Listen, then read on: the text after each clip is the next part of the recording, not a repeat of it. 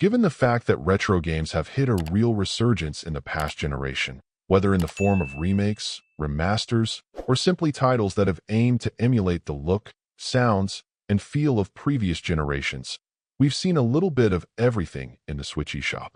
That has also made room for there to be some variety in the experiences though as well, with some hewing closely to classic play, others going fully more modern, and some opting to mix and match the old and new. That last option is what Fizz in the Rainbow Planet appears to have opted for, mixing together classic puzzle platforming with some periodic modern flourishes thrown in for flavor.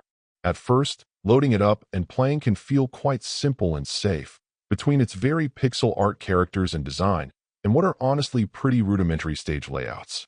On a positive note, though, it then slowly improves with the addition of more characters with different key abilities and occasional segments that have a somewhat three-dimensional feel. While it doesn't necessarily keep the game from feeling quite simple overall, it at least keeps it from being completely predictable and merely seeming like a thorough retread of moments from titles you've seen before. That isn't to say it's all perfect though either. For one, the controls for doing things like changing between your different characters or executing some of their key moves are needlessly cumbersome. In particular, there were times when triggering the special that was the entire reason for switching to another character just didn't feel responsive. With a little effort you can get what you need done, but as simple as the overall experience is, it feels like something that shouldn't have been inconsistent.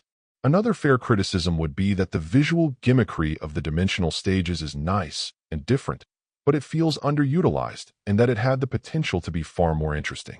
Putting it all together, this is a fair retro-styled puzzle platformer that may not have a terribly fresh feel overall, but by proving to be both accessible and less run-of-the-mill than a portion of its competitors, it's deserving of at least a glance.